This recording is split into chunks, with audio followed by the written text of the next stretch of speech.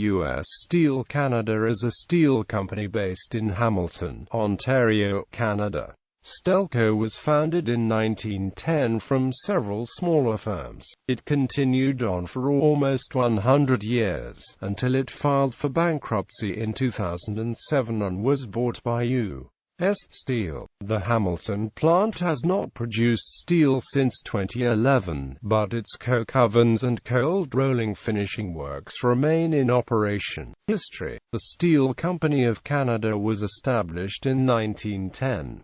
It was founded after the merging of the Hamilton Steel and Iron Company with the Canada Screw Company, Montreal Rolling Mills, the Dominion Wire Manufacturing Company and the Canada Bolt and Nut Company. Charles S. Wilcox, president of the Hamilton Steel and Iron Company at the time of the consolidation, was appointed the first president of Stelco. He held the position until 1916, continuing on with the company as chairman of the board until his death in 1938.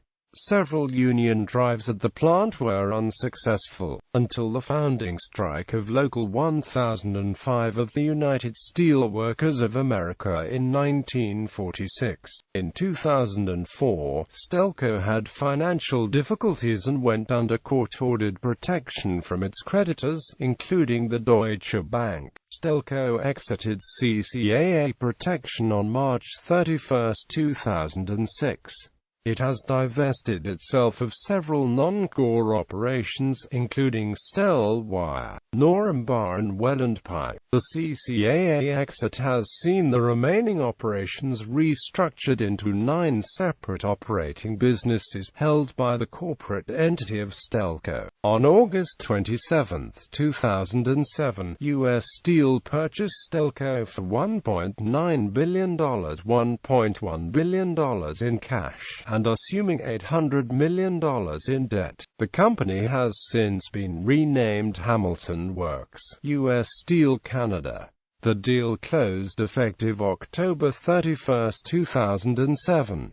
The company was renamed U.S.Steel Canada Inc. and its shares were delisted from the Toronto Stock Exchange.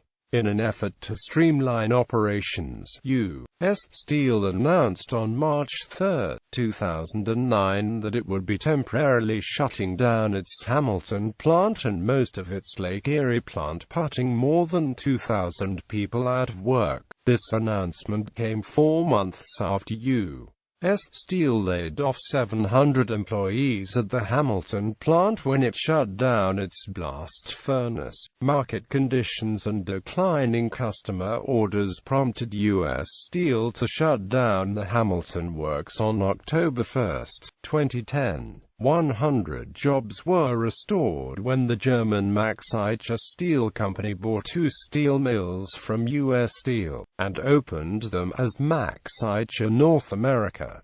More jobs are expected to be created when the mills are in full production. The Hamilton steel-making and iron-making operations were permanently closed on December 31, 2013. On September 16, 2014, U.S.Steel Canada has announced that it would apply for court protection from its creditors. U.S.Steel then stated that it intended to sell all of its remaining operations in Hamilton in the next 2 months.